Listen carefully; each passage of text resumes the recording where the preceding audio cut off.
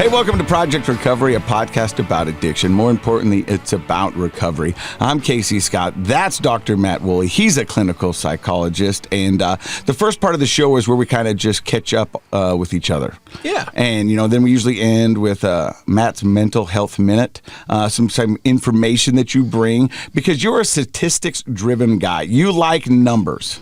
I was looking at a bunch of them earlier today and having a good time. Now, let me ask you this. Do you like numbers because numbers don't lie? Or what is your infatuation with the numbers and kind of that style of psychology? Well, I like to know that, well, let's be honest. There's a lot of frou-frou psychology out there, and some of it we don't know if it is real or if it's just someone's opinion. So I think if you are, if you go to graduate school and you're a professor like I am, a clinical psychologist, you want to be able to measure things. So science, right? Mm-hmm. And obviously there's more to it than just numbers, but numbers help you know where you're at compared to other people, and statistics can be manipulated. But, I was reviewing some personality testing with somebody this morning, and it was really great because we were able to clarify what's a problem, what's not a problem, and I think they left feeling kind of relieved and informed about what treatment they need, and it made it clear to me. So I love measuring things, and that gives you a place at least to start. And you said, a lot of things out there are kind of foo-foo and no real science behind them.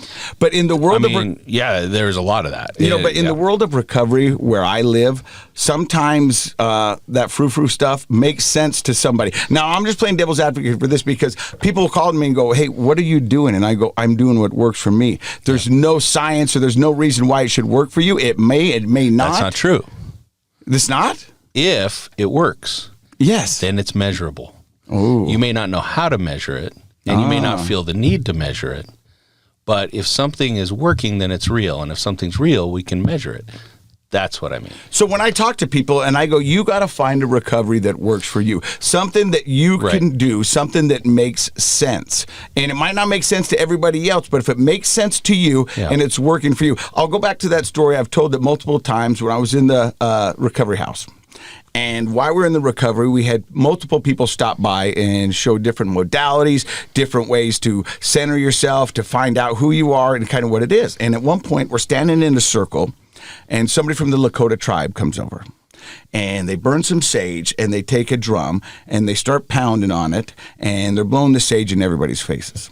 Right. And in my mind, I'm like, this is the stupidest thing I've ever heard of. And there's not a chance in hell that this is going to get me sober. Mm-hmm. And then she proceeds to talk. It shows, and when you wake up in the morning, you got to take your water. You got to bless it to the east. You got to bless it to the west. You got to bless it to the north. You got to bless it to the south, and be thankful for that you have this day. And I'm like, what is going on? I wanted to call my mom, and mind you, I'm 45, and go, what did you sign me up for? More importantly, what am I getting myself into? Right. And this didn't make any sense to me. Right. And so then we go to a different class, we go to different modalities, we go to different meetings. And the next morning, I'm coming downstairs, and I'm going into the kitchen to get my breakfast. I look outside, and there's two guys standing next to the river. And lo and behold, they've got their cup, and they've got it in the air, and they're raising it to the east, the north, the south, the west. And they're thanking for having another day. Yeah. And as these guys are getting ready to walk in the house, I was going to light these guys up. Like, what are you guys doing?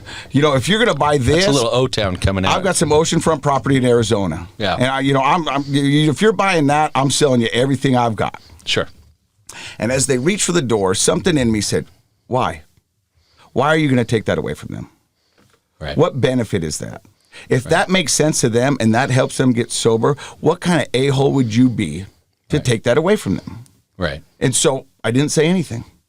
Because I was like, if that's going to work for them, then let that work for them. It doesn't make sense to me. I don't think it would work for me. But if that's going to work for them and that keeps them sober, give it to them. Right.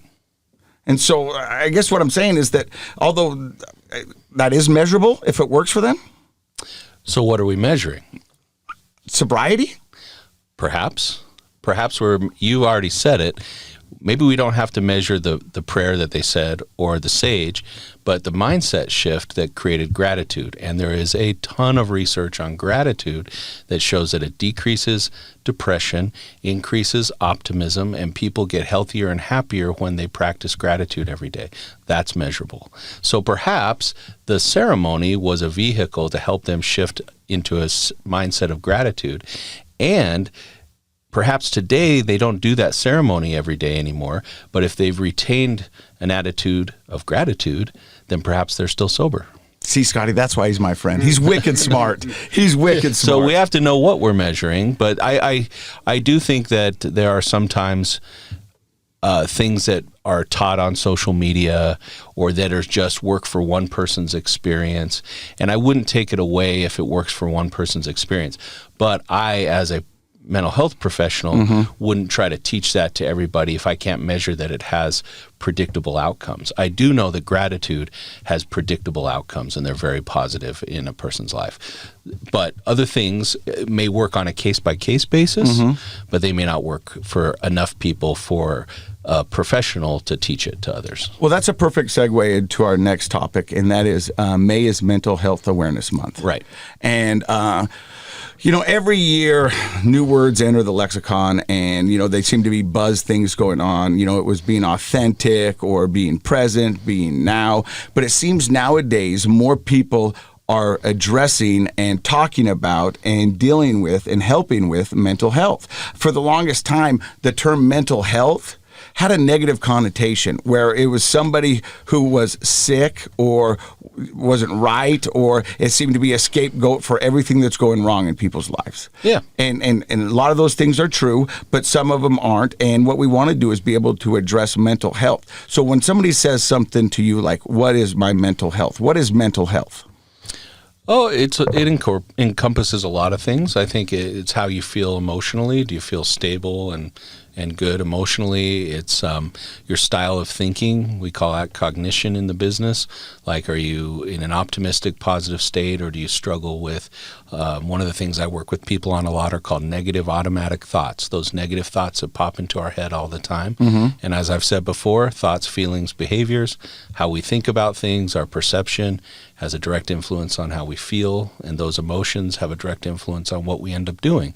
So a depressed person is more likely to have negative thoughts, negative moods, and unproductive behaviors. So mental health probably has to do with more of what we do every day than even our physical health does. Well, that got me thinking. And I would say mental health is physical health, because every time you think something, every emotion that you have, it has a physiological correlate.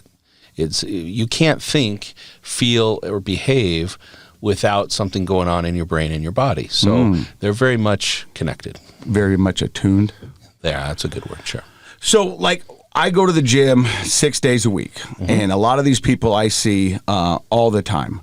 And I spend anywhere from an hour 20 to hour 45 in the gym. Okay. And I don't think I put that much time into my mental health in a week, an hour and 45 minutes. How can people help work out their mental health? Does that make sense? Well, I think that is part of how you take care of your mental health. For example, just you going to the gym for an hour and a half, what do I know about you? First of all, I know that you're a human being, so physiologically it improves your mental health through, serotonin, dopamine, and other neuroreceptors. Runner's high is a thing. Yeah, working out does improve your circulation and all those kinds of things. I also know that you're a very social guy, so that's part of it. You know everybody there, right? They call me the guy who dances at the gym. Yeah, that's She goes, every time I look around, why are you dancing? And who are you dancing with? I go, just myself. Yeah. I'm listening to 90s hip hop, baby. Let's do this. So you're enjoying yourself, and you're social, you're talking to other people, and you're doing something healthy for yourself. And that's a mental health exercise. Like, if you make a good choice to eat something healthy today, or if you make the choice to get some exercise or get more sleep, you just the knowledge that you're taking care of yourself and doing something healthy for yourself improves your mental health overall. Now, it may not be enough to treat a depression problem or an anxiety problem, But I promise you, no matter where you're at on the spectrum of mental health, if you made 3 positive choices for yourself in one day that you don't normally do, got a little more sleep, ate something healthier, that I skipped the fast food and I made myself something healthy, or I took time at lunch to go for a long walk, or in the evening, or I play with a dog, or I call up a friend. Anything that's good in your life on purpose, you'll go to bed feeling better than you woke up.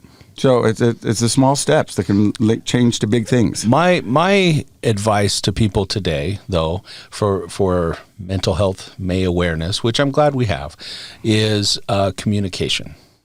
And one of the things that I deal with a lot, working a lot with adolescents and young adults, is suicide and suicidal thinking. And there are a lot of people of all ages, believe it or not, even very young kids, who have suicidal thoughts, and those thoughts are on a spectrum. Something from, oh, I wish I wasn't here, I wish this day was over, is pretty mild, but it's on that spectrum, to having a plan of how to take your life. And everything in between. And most people are still embarrassed and hesitant to tell anybody that they're having those kinds of thoughts. Do you think they're afraid to tell people that because they think there's something wrong with them? Or how do you open up a conversation that have those thoughts? Because from your mouth, it sounds like most people... I think everybody has had some passive suicidal thoughts. Like, I just can't do this. I wish this day was over. Doesn't really seem like a suicidal thought, but it is in that vein of giving up, right? And some people have thought, I wish I were dead. I wish I didn't have to deal with this life. I feel overwhelmed. And most of us work through some of those things, but we work it through better when we have help and support. There's a thing going around on text right now that people do. It's called FML. And it's the F word, my life. And sometimes people do it jokingly, but sometimes you can read into it and you're like, oh. Yeah, that's heavy, right? Yeah, I mean, and I think people do it in a jokingly manner, but there's got to be some truth or some realness behind that, because people don't just throw that out. So that's probably, I mean, I'm sure there's some that think it's funny, but for the most part, people do little things like that to try to get a little help and support. Like throw a little line out there, see if you hook some help and some support. Most people are hesitant to bring up that they're struggling, but most people want the help and the support. And that's why I go back to communication. The people that you love in your life, friends, family, people like that are important to you, how often do you ask them how they're doing? Not in a weird way, just like, how's your life, And then actually listen. And then be a good listener. It doesn't mean you have to do much more than that. Or they may divulge that they do need some help, and you might be somebody that could help them figure that out. You don't have to be a psychologist to support somebody. Absolutely not. In fact, usually the best support comes from the people that we love and trust, and they might help you find professional help if you need it. But sometimes you don't. Sometimes you just need to know that somebody loves you and cares about you. So I am this month really taking every opportunity I can to encourage people to check in with the people that they love. Put your arm around them. Just say, I love you. How you doing? Tell me about how you're doing. And be willing to model that. Tell them how you're doing. Yeah. And if you don't see them in person, slide into their DMs. Sure. Just be like, hey, just check in. Let technology work for you. Because that's what's so cool about Facebook is that, I mean, you can really connect yourself with people that you've known for the past 30 years, and just reach out and go, hey, look, you know what? I just thought of this funny thing that we did 20 years ago. Just wanted to check in on you and say, hey, how are you doing, man? I grew up in a small town, Morgan, Utah, with class of 105, graduated in 1990. To this day, they're some of my very, very favorite people. I saw on the Facebook you were hanging out with two guys you went to high school with at a soccer game. Yeah, so my good friend Amy, her son was playing in the state championship for Morgan High School, and my good friend Dan called me up and told me they're playing. Why don't we go support Amy? And so we went and did that. And another good friend, a couple friends from high school, we went golfing in Mexico recently. Like, I love these guys, and Facebook that's the good part about social media. The social media gets a lot of hate for good reason, but I'll be honest with you, it's a great way to connect with people, at least start a connection or reconnect, There you go. Yeah. I love it. So May is Mental Health Month. Mental Health Month. I can't even say it. Yeah, I'll get it out. Yeah. So reach out and connect with someone that you haven't seen for a while and just ask them how they're doing. Just talk. Yeah. We've got a wonderful show for you today. We've got skiing royalty in the house. I know. It's exciting. His name is Scotty Hoffman. Scott, how are you? Good. Very good. Thank you. And you've been sober how long? 15 years, 6 months, give or take a few days. Right. How long were you partying for? 25 before that. 25 before. And we're going to find all about Scotty's story and his journey. You're listening to Project Recovery.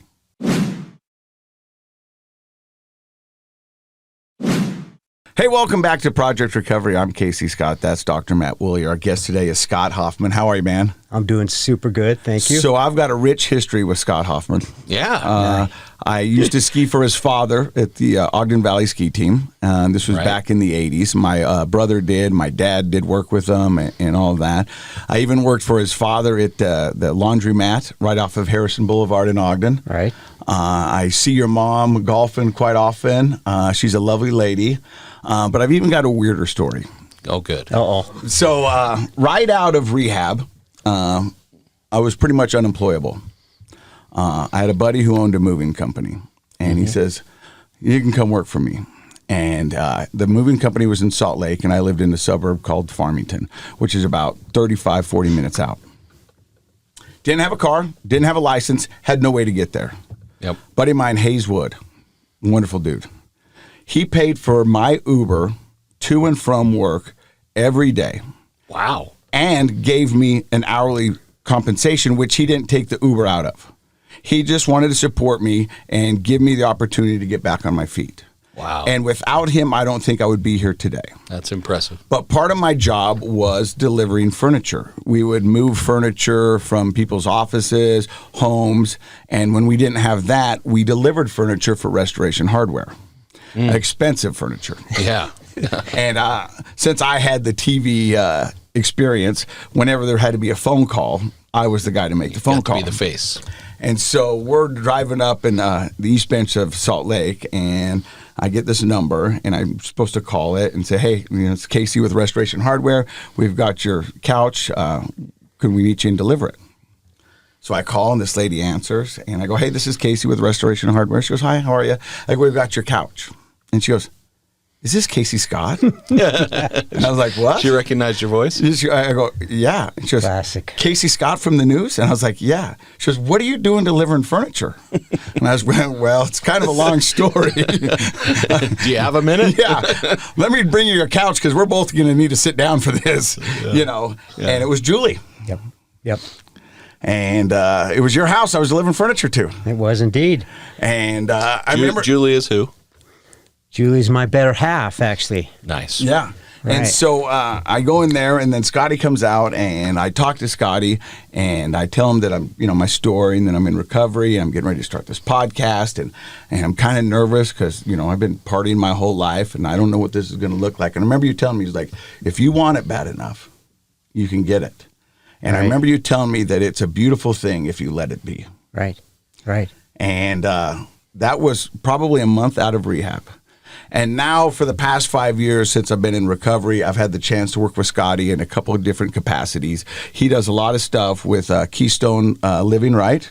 Keystone Recovery Center. Yep. Right. And then he does stuff with the Valley Camp, which is up in I've heard about that. Eden, Huntsville. Right. Yeah. Right. And so I've been wanting to get you on the podcast for many years. Right. And we finally figured out a time to get you down here. Pressure's on now. I'm nervous. All right. Don't be nervous. Here we go. Because the crazy thing is I grew up idolizing you. I Right. mean, in the Right. ski world in Utah, in the ski world in general, Scotty Hoffman is a force to be reckoned with. I mean, he is amazing. Real quick to let people at home, what are some of the highlights of Scotty's ski career? Skiing career. So would be... there are a couple events that are still going on within the country. It's the Roach Cup, the Aspen Roach Cup. And the reason I say that is I was able to go there last month. It's an event that I won. And these are the biggest names in ski racing, and I get to stand there with my trophy beside them. But I mean, these are World Cup legends that are able to do that. So you skied around the country as part of the World Cup? I did. No, well, not so much the country. I mean, we had a World Cup. We have 2, sometimes 3 events, World Cup events. But what that entailed was from 1976 to 1982, when I was on the U.S. national team, we would travel to Europe a lot. Spent a lot of time in Europe, either World Cup races, Europa Cup races, FIS races, but spent a lot of time at those big events. We're going to get to your ski career in just a little bit, but Gotcha. Where does the story of Scotty Hoffman begin? I'm an Ogdenite like you. Yeah, the biggity O. Oh, big O for sure. But I was born and raised in Ogden. Mom and Dad were Hoffman cleaners, not just Hoffman cleaners, but they were just good old Ogden people, right? Mom, my lovely mom, and also 2 sisters, Heidi and Kathy, that eventually ended up being incredible ski racers, represented BYU, national champions, right? That type of deal. So, but I was born and raised in Ogden, and I must say, if I could, born and raised to be an Olympic champion, World Cup champion, or whatever. Dad was a ski instructor, ski coach, as you were pointing out. Ran the program there. It's right at Snow Basin, now the Snow Basin ski team. So, no, I was born and raised in the community. 2.5 years old, I started skiing. Gradually moved up. I got better and better. I mean, it was classic. It was the movie type story that, ski instructors, the ski patrol would watch me. He would drop me off to go do his lessons. You know, when I turned about 5 years old, I was able to do it pretty much on my own. He would drop me off. I would go over on the mountain. Instructors, patrolmen would help me get on the chairlift, and away I would go. You know, I had a couple of buddies. And, the rest is, as you will hear, is just history. And but it was a good childhood. It was amazing childhood. And you skied, and then you got better and better. But you're on a podcast for a reason. Do you remember the first time you tried alcohol or any kind of substance? You know, I do. It's interesting not to get too far away from that. I would. So this is a place up in Ogden Canyon, the Hermitage. Yeah. Right. Yeah. Some of you. Ogdenites and people that know Snow Basin people. I mean, it was a place that Dad and all his buddies, they would stop in there after skiing, drink beer, and the drinking beer ended up going into whatever, busting, fighting, beer bottles. But that's how they lived, right? Yeah. So I'm there and a couple of buddies, we're sitting in the booth in the back. Reached over and grabbed one of the leftovers that the boys were drinking, right? And the girls or whoever, and just, I took a pull on that, and it was kind of, it was good. I just, at that time it was okay because I didn't overdo it, but as you'll know in the rest of the story, you'll know how that turned out for me. How old were you when you took that first sip? So, I want to say 12, 13, 14. See, for us, it was after skiing because I had the same childhood you did. I remember learning up on there, having a little pizza, getting a little pizza strap in between your skis. But it was more of tailgating after the day of there or going to the Shooting Star. Sure. Oh, of course. Yeah. And so 12 years old, you took your first sip, and then you probably just, partied like a normal guy for the early childhood, or did you jump into it pretty heavy? Right. No. I held off for until I turned 30. And let me tell you, that part of the story is I didn't drink that much. And what happened with my ski racing career, I got better and better, more successful. So I moved up the ranks, and I made our U.S. national team at the age of 16 years old. Wow. Right. So I got to tell you, it wasn't something that was very receptive to partying. And don't get me wrong, I gotta come clean. To be honest, we drank, we had fun, weekends, this and that. But I really. Plus, I got to tell you, my father, the old man, he was a hard ass. Yeah. He was. Don't. This is our direction. This is where we're going with this career for me. And so, did he push you hard into skiing? Want you to be the best? He did. Yeah. He did. Did you want it too, though? In a good way, yes. And you wanted it. So yes. He was a father and a manager, and he was getting you to where you needed to go. So many different hats that man was putting on, sure. And to be honest, you guys shared the same dream. We did. Yeah. We did. And I love that. And so at 16, you make the nationals team. You're giving it everything you got. Right. And you're going big places. Yeah. And so, we started talking about the drinking, that it really wasn't with Dad, it wasn't necessarily allowed, although, of course, we're kids, we sneak it. I got caught in Mammoth Mountain, California, with one of my dearest friends, Don Beck. We traveled there.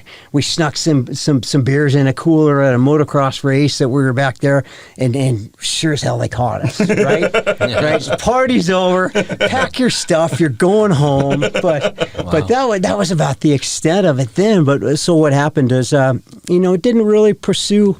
As far as the addictions and the alcohol didn't. I was now a national team and trying to portray that image, and also keep up that level of expertise, results, competitiveness. Thank you for the words, competitiveness, just to stay on top. As a teenager. And I don't know if you know this about teenagers, but usually they don't have great insight. Did you have the thought, if I drink too much and party too much, it's going to hurt my ski career, or was that not on your mind as a teenager? I don't think that really, it wasn't a factor at that time. And we're still, when you're young, I was bomb-proof, you could go invincible. Thank you, yeah. 6 feet tall, and yeah. And you're really not 6 feet tall. How tall are you? Ouch! Throw me under the bus. How tall are you? 5'5", and this is the crazy thing. This is the crazy thing with bone density. I have a bone density problem with myself that I have now. I have injections. I've lost 2.5, almost 3 inches over the last 3 or 4 years. I have some serious health issues going on. So. But if you're 16 on the national ski team, you feel 6 feet tall. Oh, absolutely. Yeah. Oh, yeah. And so it seems like in your 20s, you kept everything together pretty good. I did. So one little setback, and then this is what turned me into going to the NCAAs and also into pro racing was, so this would be 1979. I was in Europe traveling World Cup, and I contacted a meningitis. Right? So back then, it was pretty much not a death sentence, but almost, depending on what. Yeah, very serious. Yeah. So I came home, and they said, "You're not going to be ski racing anymore. This is done." I was blind. I was in the hospital and for a long, long time, and it was probably not going to be recover to be ever at any kind of level. A pro level. Yeah. Luckily, if I was going to be able to ski again. So what had happened springtime, I buckled down and went to work for the old man, and I was toe to toe down at the cleaners, and phone rings. Dad walks over and says, "Hey, Spence wants to talk to you." And Spence is who? Yeah, Spence Eccles. Right? And I say, okay. So I go over and of course I wasn't supposed to be skiing. I wasn't supposed to be doing this. And he is pearls of wisdom and whatever, smooth talking. He said, "Hey, why don't you come down and ski for us down at the University of Utah?" And, and I thought about it, and Dad finally said, "You know what? This doesn't just affect me, but it's Dad, Mom, my sisters, everybody, right?" So Dad says, "Well, maybe you could at least get an education out of this career that we've set up for you, right?" Mm-hmm. So I did. Fall came around, entered into school, and started ski racing again. My health got better. I got better. Started skiing, started racing again, and it took off. I had the release of pressure of the World Cup, right? And I got to tell you, at the time, I thought, "Oh man, this is going to be such a step down. I'm going to be NCAAs and this and that." It was kind of a letdown. But truth be known, Oh, so far from the truth. I mean, these teams are stacked. Let's just pause for a second. The NCAA was a letdown for this guy. All right. No, that's awesome. No, you're right. It's awesome. And I get the chance in my mind, right, at the U where I work. Right. I get the chance to work with D1 athletes and Olympic hopefuls and some of the pro athletes in town working on anxiety stuff. And that's true. These people are different. That you're doing World Cup at 16, 17, 18. That's amazing. Right. I just want to pause on that and say this is the real deal we have here in the studio today. Oh, 100%. I mean, these people are kind of superhuman. Oh yeah. So you're now doing wonderful things for the NCAA. Right. So yeah, but I thought it was going to be such a letdown. But it was the best thing that ever happened to me. It was the funnest year of ski racing that I had to that point, right? So I'm with my college buddies, my Norwegians, every national. They're stacking these teams, especially now. If you look, I mean, these are Olympians, medal winners. But it was going on back then too. But then, I mean, the friendships and of course my drinking skills. Let's talk about drinking some beers. Oh my God! I mean, the Norwegian scroll. That's one of the prayers that I was probably taught then. Yeah. But man, we had a killer time. I won a lot of races, and not just my success, but it was NORAM races. These are North American races. Slalom titles that I ended up just because I was going to college, right? But it worked out. It worked absolutely wonderful. I ended up at the end of the year. We won the NCAAs, University of Utah. Go Utes! There you go. Right on, whatever. But I won the slalom, was second in the GS, won the overall, and our team, that was our first University of Team title. Cool. Spence Eccles loves that story. But anyway, so at that time, I had, I think I said on ESPN on an interview, I wanted to turn pro. I said I was done, right? Yeah. So I did. I turned pro and jumped into the pro gates.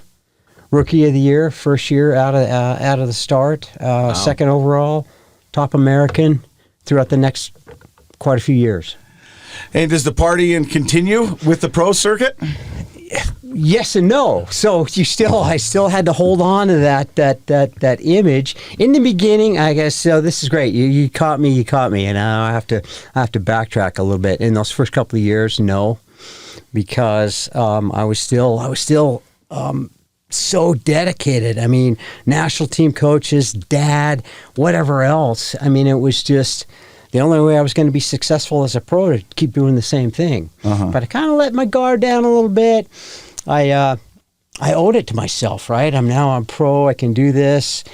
We had Friday afternoon. I would sign posters, right? Go to dinner events and pro-ams and this. I mean, there was drinking, whatever else, and some of the other stories that you probably know about and hear about. Yeah. I mean, it was going on. So I started partaking as those years went on. So there was a 6-year span. So second, third, fourth year. And then what happened is third year into my career, in the pro career, I got injured. I blew up my knee, right? And that's devastating for a skier. Devastating. And I had already had one previous. Ended up for the next 2 or 3 years having the same problem. So I would miss half a season. I would try to come back, work my tail off trying to get back, of which I did, but never to that same level that I was at before. So I started being more, I was kind of the pro-am guy. I would schmooze with some of the donors and yeah. So so I started getting good at that. So basically becoming the face for the ski industry. Right. And traveling around and getting people excited and doing promotion for upcoming events and stuff like that. Coming events and some of the sponsors and donors that I still have. I think it's interesting is that you said, the only way to attain this kind of success is if I keep doing what I'm doing. Right. But then you got to a certain level and you said, but I deserve this. Yep. Oh. And that's an addict brain, and that's how we talk ourselves into it. You know what I mean? Is that, come on, man. As look if it's a reward. Yeah. Sure. And you probably saw it as a reward. Or entitlement issues, right. There's entitlement's huge. Yeah. For addicts, entitlement is huge. Right. Well, I think one of the things, you can tell me if you think this is true or not, but it shapes how you think about what you're entitled to when you're out signing posters for people. Oh, right. Regular people don't have anybody asking them to sign a poster, right? Right. So it means you're special. It means you're somebody, and it starts to build that ego, and the ego gets bigger, and the ego thinks, I can handle anything, Right. including getting messed up when I want to. Right. Yeah. And I'll just a bit backtrack, talking about autographs. First autograph I signed was over in Europe. I mean, they didn't give a squat about what we were doing here in this country. You go to Europe, I signed my first autograph on the side of the Autobahn in West Germany, right? I thought that was the coolest thing, and That then is when cool. I started It's pretty doing, cool. no, it's super cool. Looking at it now, and of course the cute little giggly girls are like, "What can we have here?" And of course And it you're was a in celebrity. German. You're a Right, celebrity. right. In their mind, I mean, and it was like football Yeah. to them. Yeah, skiing. that's their sport. And then now, so when I'm telling you the story about signing pro posters every weekend, it's like it was kind of a nice reminder. I mean, that's how the progress had gone. Sure. So now you've damaged your knee. You don't think you'll ever ski as competitive as you once did. Right. And so now you're becoming Good Time Scotty and helping out with advertisers, donors, and events and stuff like that. Does the drinking start to take over then, or? Yeah, well, let's talk about some entitlement issues. So I announced my retirement in 1989, right? Do I go back a little bit and throw in... Sure. Throw in a second wife in there on that last year on the pro tour. Cute little snowy snow bunny that traveled around the tour with me, came back, and we eventually ended up getting married. But where was I? Help me out. No. So you announced your retirement in 1989. Right. So How old of a guy were you in 89? how old? What? How old were you? In 1989. Your age. 29. So that's what I knew. I knew he's going to still. Nobody gets to retire when they're in their 20s unless you're an awesome athlete, right? Well, let's look at it now. I mean, retirement now. See, but back then they told us that we were over the age at 18, 19, 20. Uh-huh. I mean, some of the biggest names of ski racing, they're still looking back at that. Mm-hmm. And then also at 30 being too much. I mean, guys are married, wives, kids, divorces, going and then up until 40 years old or however many, with some of the biggest names in ski racing now. So let me ask you a question. During your heyday of professional skiing and all that, had anybody ever pointed out, was like, "Hey, Scotty, you party a little too much. You might want to cut that back," or were you pretty good at keeping it at bay, or did you don't care what anybody said because you were 6 feet tall and invincible? No, this is a great lead in to I told you about my retirement. So 1990, I'm Aspen, Colorado. This cute little snow bunny, Lizzie, love you dearly. My love.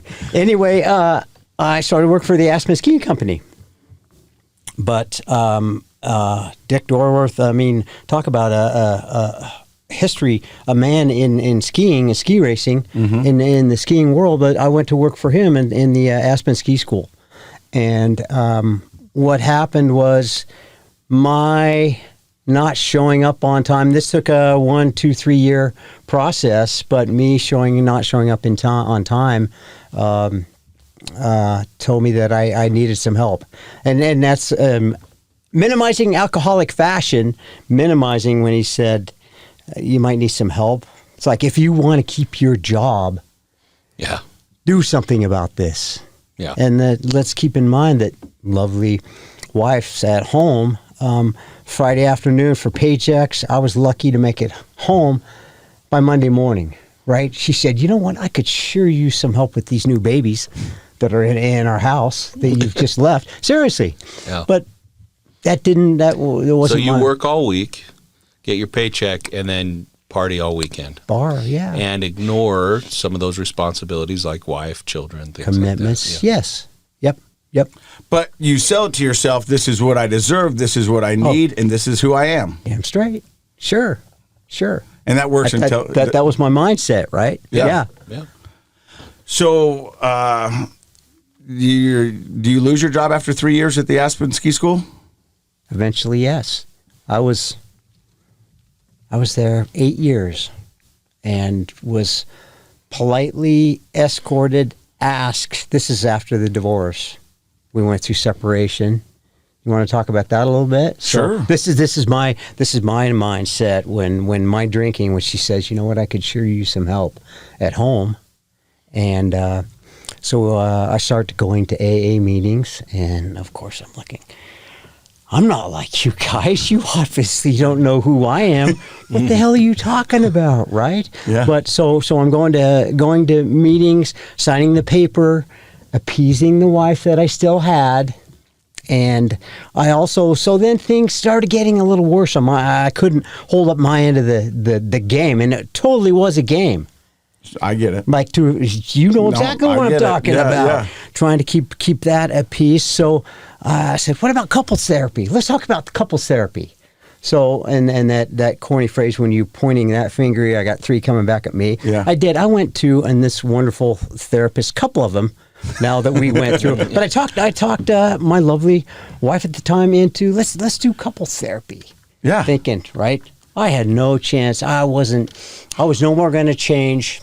I took my drink to sit through the couples therapy meeting. I had a couple shots of vodka in the thing. And you know what? She caught me. The lady caught me because she could smell it on me. Yeah. Oh, God, how embarrassing! Yeah, right? Coming drunk to therapy. There you go. No, huh? But that's what our mindset does, and so that's what I did. Couples therapy didn't work, so progressed farther forward, and no, it just continued to keep going till finally she had enough. Finally, she had enough. That's where I got to. Thank you for reeling me back in. So. Picking County Sheriff and my wife, now ex-wife, I left town. So I did what you gentlemen would know, and all of us know that are geographical, right? I'm going to move back to Utah. I'm going to move back to mom, dad, the home country. Mm-hmm. That's going to make it better. Back to basics, right? Yeah, I'll get a good reset at home. Get away from everything that's doing this, and yeah. I was so far gone. I was so screwed up with. By then, let's throw some cocaine in there. Sure. Oh, right. Let's get that ball rolling. Drinking Cocaine, and by the time I got to Utah, I ended up moving into my grandmother's house. That was basically, I had nowhere else to go.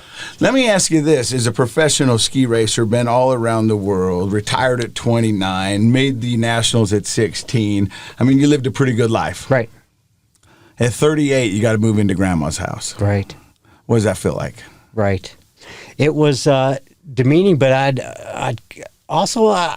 I didn't really have. I mean, my mindset then. My addiction is so in full force. I'm like, this would be a great way to keep this momentum going. Not on a positive note, but my drinking, my Keep addiction. partying. Oh hell yes, yeah.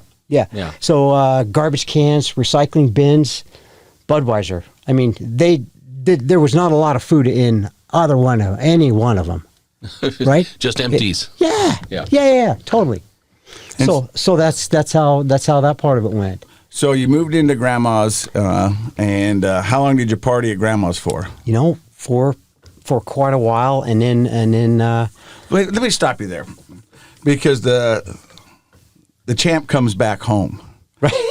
You know what I mean? You come back to your hometown, the Golden Boy. Right. And right. What was the response to the community when Scotty comes home?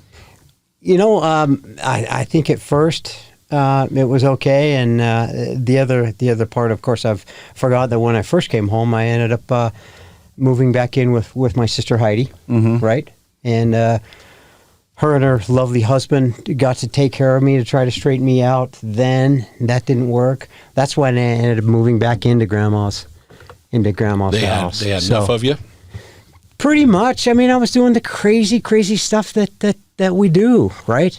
Not an excuse, but it was just not a good look. I was devastation, destruction that I'd started back in Aspen. It continued on with Heidi and Gordon, then my mom and dad. Possibly work for dad I think later on. one thing, you can comment on this if you like, but like kind of what you're telling me, the sad side of this is, well, here's a young man who's been on top of the world, like Casey pointed out all your achievements, skiing in Europe, having, being a celebrity. Right. Lost it. Right. Resent the knee injury, resent the loss of the pro career. Marriage, lost it. You don't have that connection anymore. Good job in Aspen, lost it. So here you are living in somebody else's house, and I think that's really hard for a person to wrap their mind around. I used to be somebody, now I'm living in somebody's basement. Right. Remember how hard you took it when you said, I'm skiing for the NCAA? Yeah. And now you're living in grandma's house. Yeah. And so I think, but the ego's still there, and knowing that you've been somebody is still there. I think one way that people deal with that sort of, for lack of a better term, trauma and loss and grief is to deny it and keep partying. I don't want to think about this. I don't want to recognize my fall from grace. I'm really not a celebrity. Nobody's coming over to grandma's asking me to sign a poster anymore. Right. But we don't want to admit that to ourselves, and so drugs and alcohol kind of keep us numb. And the other part about that is, I can tell you from experience, you surround yourself people who do not have your best interests at heart. I mean, you start hanging out with people you normally wouldn't hang out with, and doing things you wouldn't, because there's no pressure there. You don't want to party in town and see somebody who knows dad or mom. You don't want to party, and you don't. So you start hanging out in not good places. Right. No, exactly. You're telling my story. Well, because I lived it. Yeah. I mean, I've got my own version of it. For sure.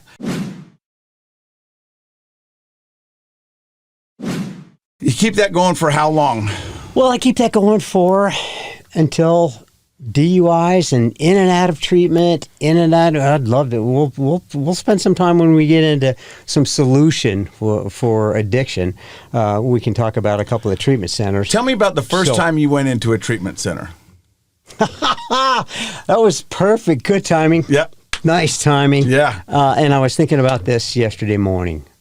Betty Ford Center, right? So my lovely Julie and I have reconnected, and she's traveling back from Sun Valley, stops in Ogden to have a drink on the way home or see her friends or whatever, and I happen to be at the bar. And we hit things off. I had gone through a divorce. She was going through a divorce, and things got going, right? And so that entailed drinking, partying, this and that. But she's a normie, right? She finally looked at me and said, "You are out of control. You need help." Again, I'd already been to treatment a couple of times before. She said, "We need to get you into some treatment," right? So she helped send me to Betty Ford Center. You're the first person to been on this podcast who's been to Betty Ford. And for those who don't know, Betty Ford was the gold standard in recovery. I mean, that's especially for celebrities and folks, like politicians. It was Betty Ford. Being an alcoholic herself, she was one of the first high-profile people, I think, to openly admit that she had a problem, and she put her efforts into creating an alcohol treatment center. Right. Yeah, and in California. Yep. Yeah. So she gets you into Betty Ford. She gets me into Betty Ford, and then did you want to go? So this is another high five on this one too.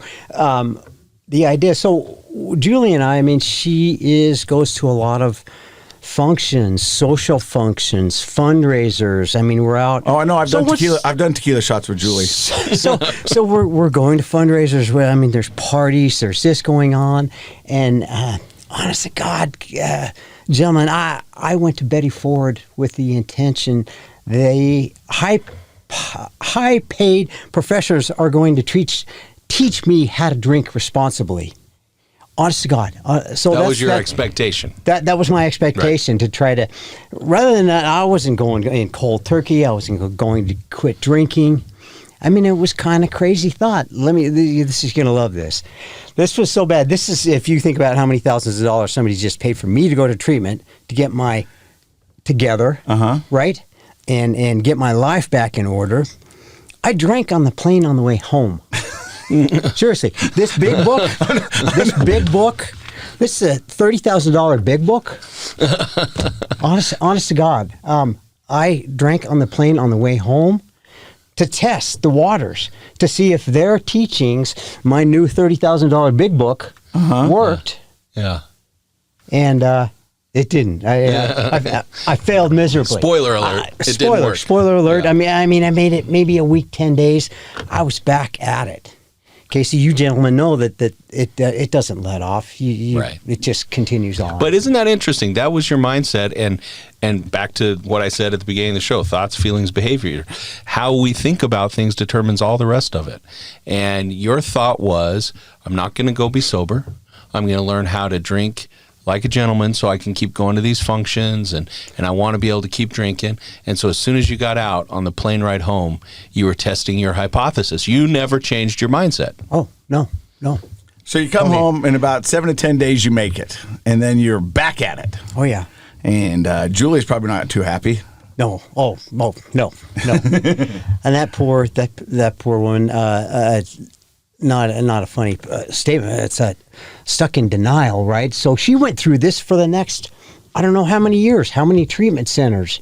I mean, do you know how many you've been to? I'm gonna say a dozen. Some of them I did so well at the first time I got to go back, and I'm being a smarty, you know what, for saying it like this. I went back 2 or 3 times. Valley Camp, I'm alumni at Valley Camp 3 times. Betty Ford once, Sierra Tucson, the Cirque Lodge. Been there. That's right, Yeah. right. I mean. Lindsay Lohan went there. Thank you. She was. Oh. Well, anyway, Family Week. We had an interesting. Yeah. But that's the way it. But in 2002, you go to another one. Right. Which one was that? Right. So you're bringing up that story I told you, aren't you? Yeah, well. So this is actually 2001. Yeah. 2001. This is Snow Basin, state of Utah. We are gearing up for the Olympics in 1 year, right? So... And who knows skiing more than you do in your family? Right. My drinking had escalated to the point, and I can remember this plain as day, standing at the front door with Julie, that 1 year, that was our goal, 1 year. This would be 2002 Olympics, February 8, 2002. So a year prior to that, she had sent me to, that's where we went to Betty Ford. Okay. Right? So after that, I was in and out. I didn't make it. I made the 1 year. Casey and I were you and I were kind of joking about it. I'm like, okay, I got my 1 year. I'm good. I'm up prepping for the Olympics. I'm on this wonderful team. We're setting up the downhill, side slipping, doing all the cool stuff that, in my mind, dreamed that I someday should have been there. Right? But 1 year anniversary, birthday, coin, my chip that we get in AA. Mm-hmm. And that was on the 8th. I'll bet you by the 15th of February, I was drinking again. I did. I made it. I did. That's all I needed to do. Well, there's a lot of people who think that 1 year is the milestone. After a year, I've figured this out. This next time's going to be different. Right. Because, look, if I really had a problem, would I be able to make it a year? Right. And that's the lies that we tell ourselves, is that, I made it a year. Real alcoholics can't make it a year. Totally. And they're two different things, Right. But that's the way we sell to ourselves. Right. So by the 15th, you're drunk again. Yep. Yes. So let's go to the last time you went into a rehab. What were the circumstances that brought you there? This is, I don't know if you planned this or if you do this. The last time I went into rehab, my last rehab that I went into was prison. Really? Right. I didn't know. Right. Yep. So in and out of the program, in and out of the fellowship, in and out of detox centers, and then jail. How many times I went in and out of jail, and then finally I was sentenced to prison. For how long? A year, 12 or 14 months. I think with good behavior, I got out a little bit early. I'm guessing you missed the Olympics. No. I saw the 2002. No. I did my part, man. Okay. I did that. That's when my entitlement issues. We keep bringing up that terminology, but I was good. So, do you mind asking what you got sentenced for? I mean, it's DUI. DUI, and not of course, not one. And, for 3 DUIs, it was a felony. And it's classic. I can see the guy. And this is the cool part of this story is it was Judge Dutson up in Weber County. Yeah, I dated his daughter. Annie. Oh, more stories. I love it. Yeah, I did. Super cool. I went to high school with her. Right. Yeah, we were on the swim team together. Gotcha. Yeah. Gotcha. Anyway, to go before Judge Dutson again, he gave me a chance originally to go into work release. Right. I spend my nights in jail, wake up in the morning and go out and go to work, come back and check back in. I went from his courthouse to top of the Ben Lomond Hotel. I was roughing it. Yeah. You and I are joking and laughing, right? I was far from it. But so I didn't make it from there because, of course, I had to celebrate because I wasn't going to prison. Yeah. Right? Far from it. I went 10 days. I had mom, dad, sponsor, dear friends, my sister Heidi, a bunch of people knocking on the door, wellness check. I mean, that's how my drinking escalated, right? So when I went before Dutson again, he did. It was classic. He'd peek over, little squinty little glasses that I put over the side. He looks over. He said, "Well, Mr. Hoffman, you leave me no choice." And he's looking over the prosecutor. He said, "I know you told me so," meaning prosecutor told about me. They warned him. They said, "No, this guy's." Don't give him a chance. Don't. Yeah. This is wrong. He's gonna let you down. So, nope. So he did. He boom, gavel goes down, and I don't look good in orange. Yeah, I get it. But damn straight, that's what I was wearing on my way to Provo. And so you got sober. You got sober in prison. I got sober in prison. Do we want to keep going with this? Yes. Okay, so I'm going. I'm like, still trying to wrap my head around this. So when you go to prison, you are locked down 23 of 24 hours a day. Right? You get out for an hour. You get to make a phone call, take a shower, or whatever, and this is great because see, before that, people had finally fed up with my BS. Ex-wives, kids, parents. Julie, collect calls from jail or prison wasn't happening. But by the time I'd gone to prison, that 1 hour that I got out, the phone call, of course, I was calling Julie, and it took me a couple of tries. I did, and then I'm almost embarrassed to say, but of course, I was asking how she was, and thank you for taking my call. But I'm quite certain I asked her. I said, "Hey, can you call John Huntsman? Good friends of hers." And I said, "Call it." He was governor. I said, "This is definitely wrong. I don't belong here. Look at these people." You're looking for a governor pardon? Oh yeah. Come on, we're laughing. This is a group chuckle laugh right now. Amazing. Honest to God, but that was my mindset. This is the first guest on the show who actually knew the governor. Yeah, right. And could try to go for a pardon. Yeah. No, but it was crazy, and I was quickly shut down on that. And but I got to tell you, things started to change in my mindset. Not to mention stories about my cellie on who murders and other people that were around, and sitting in the dentist chair when I'm having some dental work, and what craziness that he had gone through. But things started to click for me. At some point, you got to have a conversation with yourself, and because man. I did the same thing with me because I tried to blame everybody, entitlement, all that other stuff, and then I had to ask myself, who's been the one constant in my life? And it's me. Oh, me. And so I've got to have a little ownership of what's going on. No. I can't blame it on my ex-wife. I can't blame it on my parents. I can't blame it on the pressure. I can't blame it on the job. The only one that's really got to take some ownership is me. It's me. And when I had that conversation with myself, that's when things started to change. Like, okay, well, I've got to fix this. Totally. And so it sounds like you had one of those in prison. It had one of those in prison for sure. And things just started. I told you that was the last treatment center that I went to. So when after my 30 days, 45 days of observation, and also looking at my history from my shenanigans in Ogden. Weber County, I told you, going to jail, then detox center, and we'll talk about prayer and meditation about that. My prayers consisted of then, get me out of this one, big guy, and we can talk. Honestly. And then you guys know I made that same bargain. No, we do. Yeah. Come on. Yeah. No, we do for sure. That's what we do. And anyway, so I went through the motions, and then they figured out, they put me in a treatment center in prison. Right? So they recognized you had a problem, and right.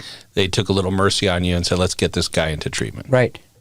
And it wasn't the as much of the clink slamming doors. It was a little more easier than that. But not as nice as the Betty Ford Center. Not as I got to throw a joke in there too about all the different treatment centers, right?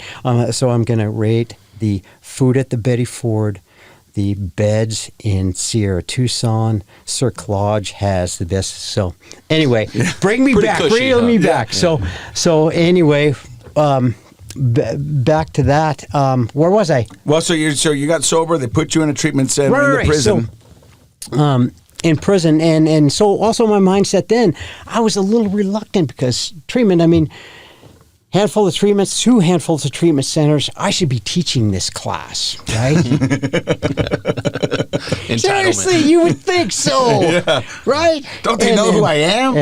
And then beds made, 45, inspection, bounce that quarter off. I mean, my attitude had started to change drastically, right? And then I talked about prayer and meditation. When I was in Weber County, the hour that we got out in jail was going to church on Sunday.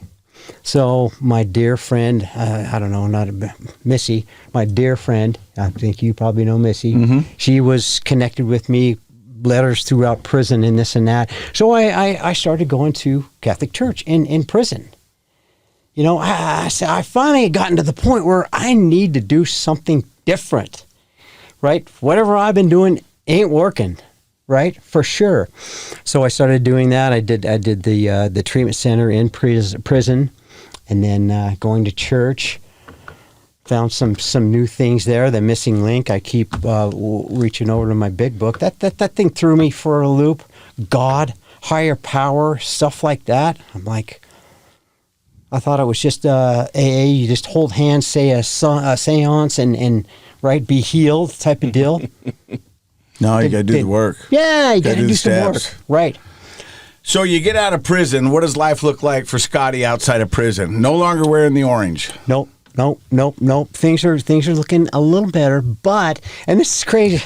I try to Did you hear that? But so the place that I was living in, that wonderful Ben Lomond up the top. That's cool. That's the cool part of it. But AP&P building is right next door. That huge block building on 25th and Washington. Guess who my neighbor is? The jail. No, well, the jail and AP&P building. My parole officer, everybody else in that building. So I'm on a curfew now, 9 p.m. I got to be tucked in nice and neat. I got to be home at 9 p.m. at night, right? And my new PO is a stone's throw away. So that's easy peasy for him. But I got to tell you, things started to click in. I wasn't trying to beat the system. I didn't want to try to beat. I'm like BS, man. I'm in. I'm over this. Plus, you know what? The embarrassment, the disappointment that I'd done my family, my friends, everybody else. I'm like, let's roll the dice and go with this direction. Throw it on this table. What do I got to lose? What do I got to lose? Well, I think that's a good point, actually. You know, for Casey, he's a TV personality here in Utah. For you, you're an international ski celebrity. You know people like the governor and the Eccles. And so when you embarrass yourself, you have a much bigger audience. Oh, man. You two guys than the average person. And I can imagine that at some point sunk in and you realized not only did I screw up and hurt my family and friends, but a lot of people saw me do it. Yep. So you start to go down that direction. Things start clicking. Right. How do you get involved with Keystone Recovery and Valley Camp? Oh, You are so good at this. I don't know. I've been trying. It's not your first day in camp. Media professional. Jeez. So what happened was my sponsor sent me back to my meeting, the Valley Camp.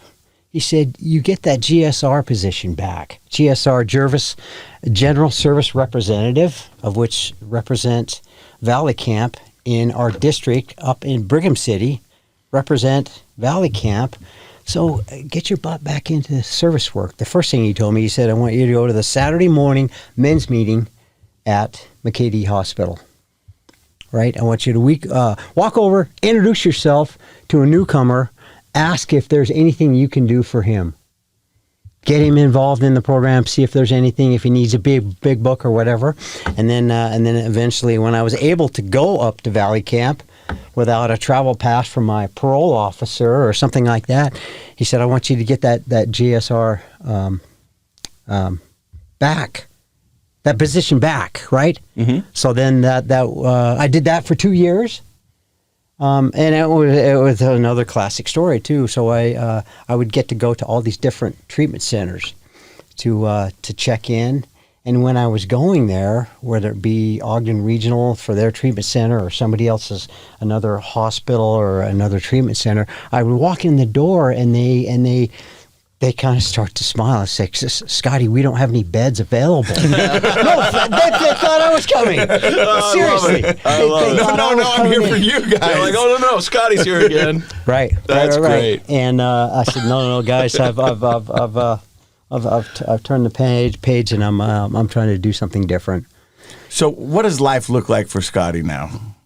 You know what? I have to tell you, it's you could make a movie of it now, and not to be too bold, but it's not to make a movie of, but it's just doing the right thing. Mm-hmm. Waking up in the morning and doing something for somebody else. I know that guy, that makes a lot of sense to a lot of people now. Didn't for me for a long time. Yeah, no, I mean, I think we in our addiction, we become so selfish, so egocentric, right. And it's blaming everybody else. But service is a key part to recovery. That's why I love doing this podcast. This is part of my service. This is giving back and letting other people know that recovery is possible. And there's many different ways up Sober Mountain, and there's a lot of people doing it, and they're here for you. And people always go, when they reach out, why did you pick up the phone? Because somebody picked it up for me. Right. And so that's the promise I made, and that's the deal I made. And so if somebody wants to know a little something about recovery, and if I can help you in any way, that's what I will do, because somebody did it for me. Me too. I get so many calls. Not a lot, but enough calls from friends, family. Hey, listen, I have a family member or a friend that needs some help. You know, wonderful lady from California called me, a dear old friend, national team member, said, hey, I have a friend. We need to get him some help. How can you help? I'm there. I mean, that's the easy peasy. And the other part of the nice thing to say is that you realize me helping you, you're actually helping me. Yeah. I mean, that's the thing. That's like a newcomer. That a newcomer is the most important person in the meeting. Right? And for me, the selfish side of me reminds me this disease is alive and well out there. Mm-hmm. For sure. Right? It's thriving. Thriving. So real quick, Valley Camp is what? Valley Camp is a men's inpatient treatment center that, you can go 30, 60, 90 days, stay there, and then a nice lead-in for my next, the other project that we're involved in, a Keystone Recovery Center, transitional housing. And we, after you graduate there, and you don't have to go to Keystone, you can go anywhere where else fits on your treatment plan, on your release plans, where we can put you. But that's usually the way it goes. Scotty, why is transitional housing important? Oh, excellent. Dr. Matt, talk about being on it. For him. Oh, get that one across there, for sure. But transitional housing, the success rate, and there are some facts and figures in that little booklet I brought, but you guys know the statistics.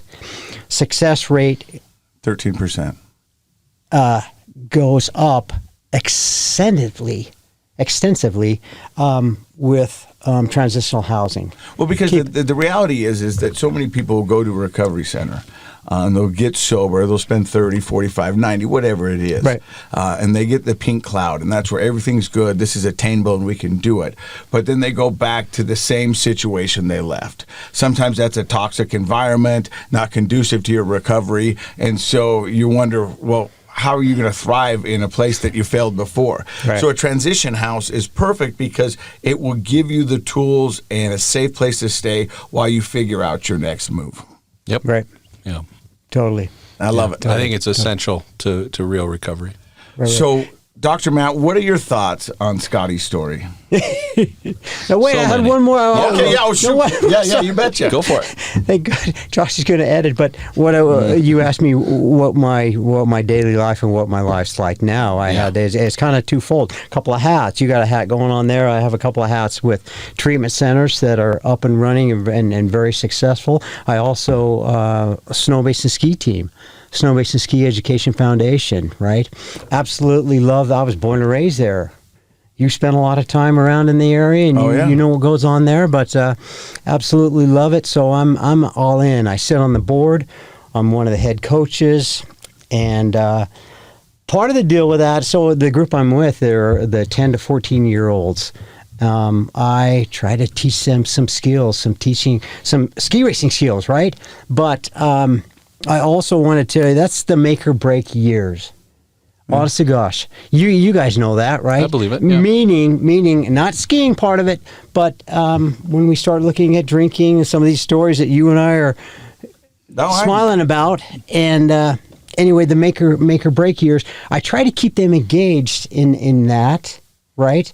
To do something on the snow, off the snow, to keep them engaged through those years before things take over, whether it be drinking, drugs, or something else like that. Helping them not go down that path. Right. Yeah. And if I may, because that path is pretty welcoming. Yeah. Especially so when you're that age. Yeah. I mean, your only currency is willing to do it, and you are embraced and welcomed into that world. Right. It's pretty easy. We're at a phase right now with the Snow Basin ski team kids that 14, 15, 16 years old. They girls, guys, we start looking the other way and going back to school, not going to school, going somewhere else, moving. So we're losing a lot of kids like that. So if we can build that solid base now, that's what I try to do. And I got to tell you real quick too to finish up. I'm pretty sure you've never done anything real quick. I've done. I've done. I do an awful lot of fundraising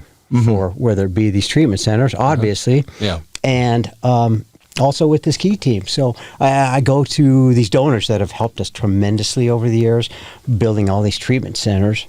And I go back to them because there's a lot of stuff going on up at Snow Basin. We're trying to get some money to do this, a new building, this. And I go back to them and they say, Scotty, what do you need now? What are you bidding for now? What do you want money for now? And I try to tell them, right?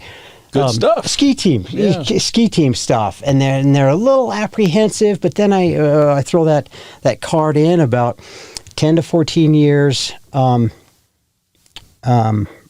Those do or die years. I said, help me keep these guys involved.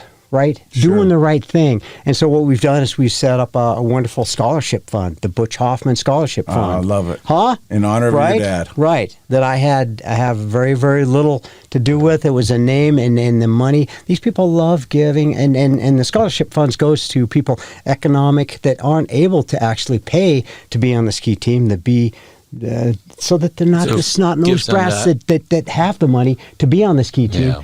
They actually need that scholarship and that work, and so Give them that opportunity. give them that out. Thank you. Yeah, I love that. Thank you. I'm going to ask you your question now. What do you think about Scotty's story? Well, it might take me another hour to unpack everything I think about Scotty's story, but I'll tell you this. I'm going to quote Scotty. What I'm doing ain't working. Right. And I think, as you were telling your story, for me, in your storytelling, that was the pivot point. That's right. when you had that moment of insight. What I'm doing's not working. I got to do something else. And I think, all of us, whatever our bad habit is, whether it's drug and alcohol addiction or some other bad Food, habit, porn, as soon as you can really dial down on, what I'm doing just isn't working, I think that's a golden opportunity for change. So I appreciate you bringing your story and inspiration, frankly, to everybody. I love the fact that listening to Scotty's story and talking about all the amazing things he's done. I mean, from joining the Nationals team at 16 to signing autographs on the side of the Autobahn over in Germany to being a pro ski racer to helping with the 2002 Olympics. When you talked about those stories, there was a light in your eye. Oh, yeah. But when you talked about things going on at Valley Camp and giving back to the kids, the light was even that much more brighter. Right. So, I think you're a happier person now. And unfortunately, you had to go through what you did to get where you are. Right. But you're such a blessing to the community. I think your family has got to be beyond proud of the accomplishments that you have done. And it's an honor to call you a friend. And we're lucky to have you stop by and share your story. So, Scotty, thank you, man. Likewise. Yeah, thanks, Scotty. Likewise, everybody. It's a treat for me. So I'm humbled, grateful, and blessed to be able to do this now. Right? You're amazing. On the right side of the deal. Well, thank you for stopping by and allowing us to give you one more episode of Project Recovery. And in case you forgot, Project Recovery is what, Dr. Matt? It's a KSL podcast. Humbled, blessed, and what was the last one? Grateful.